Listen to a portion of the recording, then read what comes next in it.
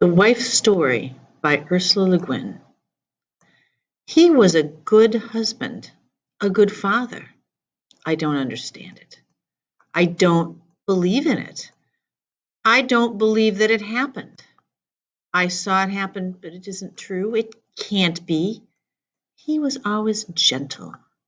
If you'd have seen him playing with the children, anybody who saw him with the children would have known that there wasn't any bad in him, not one mean bone. When I first met him, he was still living with his mother over near Spring Lake, and I used to see them together, the mother and the sons, and think that any young fellow that was that nice with his family must be one worth knowing. Then one time when I was walking in the woods, I met him by himself, coming back from a hunting trip. He hadn't got any game at all, not so much as a field mouse, but he wasn't cast down about it. He was just larking along, enjoying the morning air. That's one of the things I first loved about him. He didn't take things hard. He didn't grouch and whine when things didn't go his way. So we got to talking that day, and I guess things moved right along after that because pretty soon he was over here pretty near all the time. And my sister said, you see, my parents had moved out the year before and gone south, leaving us the place. My sister said, kind of serious, kind of teasing, but serious, well, if he's going to be here every day and half the night, I guess there isn't room for me. And she moved out, just down the way. We've always been real close, her and me. That's the sort of thing that doesn't ever change. I couldn't ever have got through this bad time without my sis. So he came to live here. And all I can say is it was the happiest year of my life. He was just purely good to me. A hard worker and never lazy and so big and fine looking. Everybody looked up to him, young as he was. Lodge meetings, nights, more and more often, they had him to lead the singing. He had such a beautiful voice, and he'd lead off strong, and the others following and joining in, high voices and low. It brings the shivers on me now to think of it, hearing it nights when I'd stayed home from meeting, when the children were babies. The singing coming up through the trees there and the moonlight, summer nights, the full moon shining. I'll never hear anything so beautiful. I'll never know joy like that again. It was the moon. That's what they say.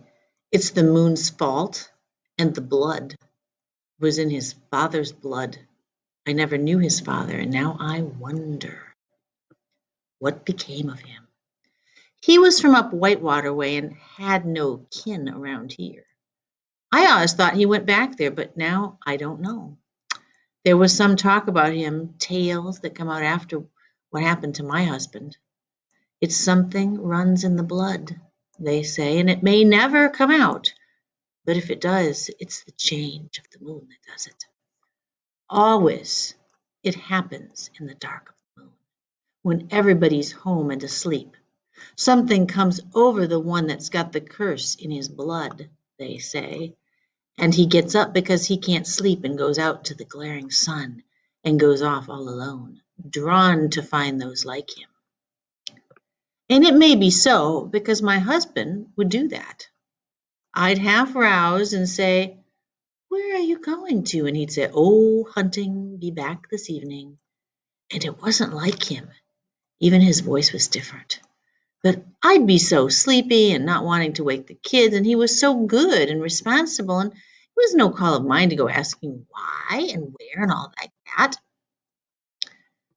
So it happened that way, maybe 3 times or 4. He'd come back late and worn out and pretty near cross for someone so sweet-tempered, not wanting to talk about it. I figured everybody got a bust out now and then. Nagging never helped anything.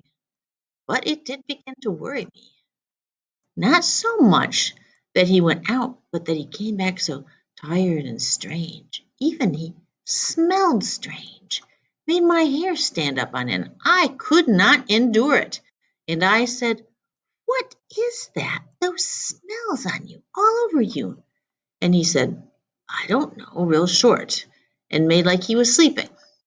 But he went down when he thought I wasn't noticing and washed himself. But those smells stayed in his hair and in our bed for days. And then the awful thing, I don't find it easy to tell you about this. I want to cry when I have to bring it to my mind. Our youngest, the little one, my baby, she turned from her father just overnight. He came in and she got scared looking, stiff with her eyes wide. And then she began to cry and try to hide behind me. She didn't yet talk plain, but she was saying over and over, "Make it go away, make it go away." The look in his eyes, just for one moment, when he heard that, that's what I don't ever want to remember. That's what I can't forget, the look in his eyes, looking at his own child. I said to the child, "Shame on you. What's got into you?" Scolding, but keeping her right up close to me at the same time because I was frightened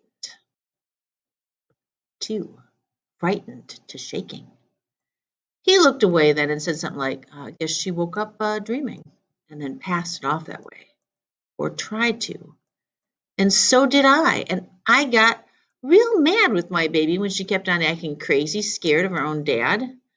But she couldn't help it, and I couldn't change it. He kept away that whole day because he knew, I guess, it was just the beginning dark of the moon.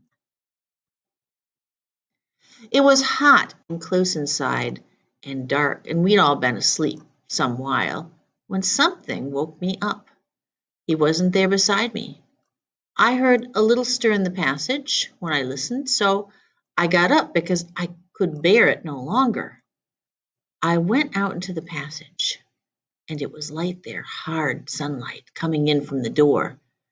And I saw him standing just outside in the tall grass by the entrance. His head was hanging.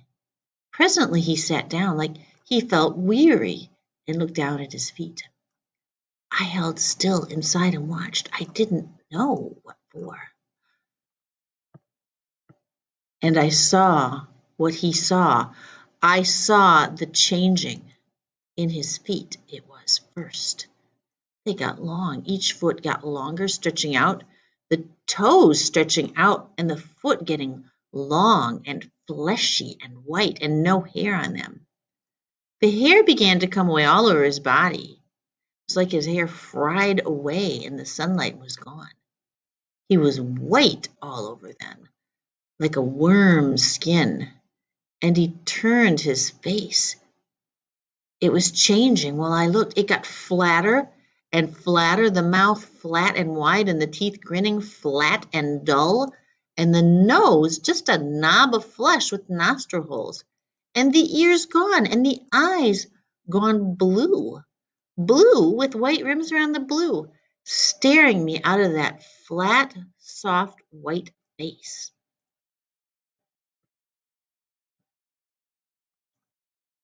He stood up then on two legs. I saw him. I had to see him. My own dear love turned into the hateful one. I couldn't move, but as I crouched there in the passage, staring out into the day, I was trembling and shaking with a growl that burst into a crazy, awful howling, a grief howl and a terror howl, and the others heard it, even sleeping, and woke up. It stared and peered, that thing my husband had turned into, and shoved its face up to the entrance of our house. I was still bound by mortal fear, but behind me the children had woken up and the baby was whimpering. The mother anger came into me then, and I snarled and crept forward.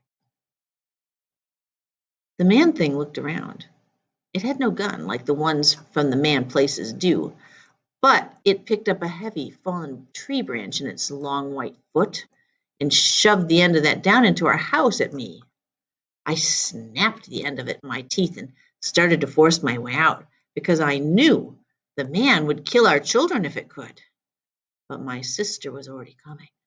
I saw her running at the man with her head low and her mane high, and her eyes yellow as the winter sun.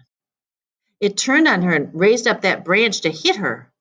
But I came out of the doorway, mad with the mother anger, and the others all were coming, answering my call, the whole pack gathering there in that blind glare and heat of the sun at noon.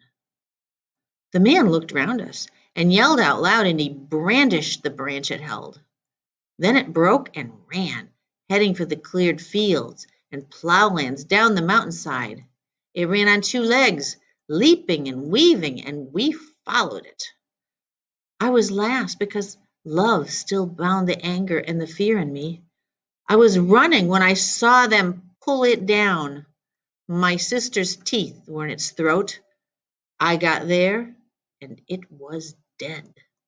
The others were drawing back from the kill because of the taste of the blood and the smell.